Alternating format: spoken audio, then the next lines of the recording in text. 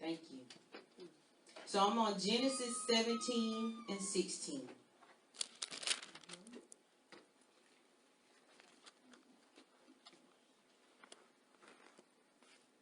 Okay, my Bible says, I will bless her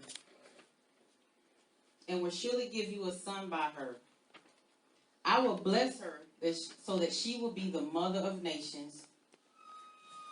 Kings of people will come from her. Amen. Amen. That's where I'm at. Okay now.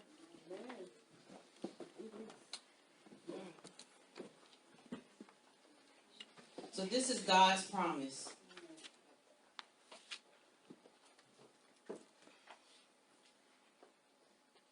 As written in Genesis, dominant, powerful, foundational biblical figures are introduced. Abraham, Sarah, Isaac, Hagar, and Ishmael. It is written in Genesis 17:16, God speaks to Abraham, I will bless her, and you will have a son. She will become the mother of nations, and some of her descendants will even be kings. The verse caught my attention. I visualized mothering nations and birthing kings, coming from royalty, being a queen. This verse speaks of God promising Abraham a son through Sarah. Now, Isaac was God's promise to Abraham. This verse speaks of God's promising Abraham a son through Sarah, who will be named Isaac. Now, Isaac was God's promise to Abraham, but he was not Isaac's firstborn son. Ishmael was Abraham's first son through Hagar, Sarah's handmaid. Sarah offered Hagar to Abraham to bear a child. Because Hagar was Sarah's handmaid, Sarah controlled every aspect of Hagar's life, including the use of her body.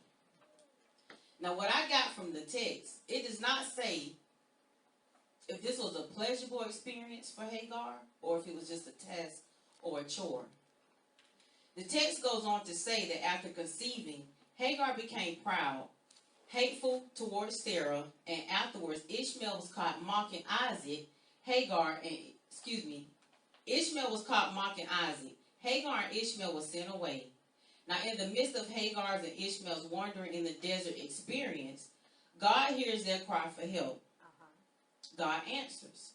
He provides what they needed and gives a blessing to Ishmael to be a father of great nations, as stated in Genesis 21:17-20. At this point, one would think that Ishmael is the promise of God.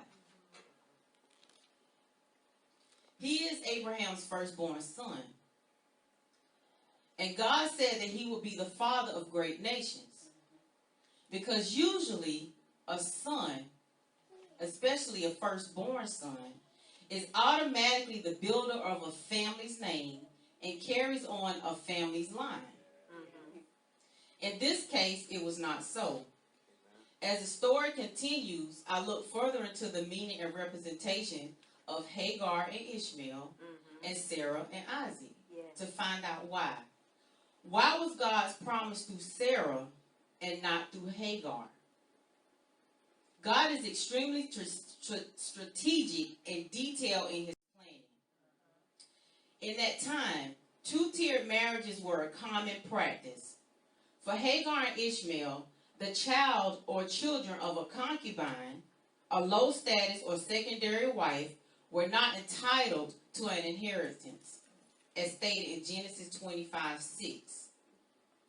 Also, as I look further into the meaning of Hagar's name, it means stranger, one who fears.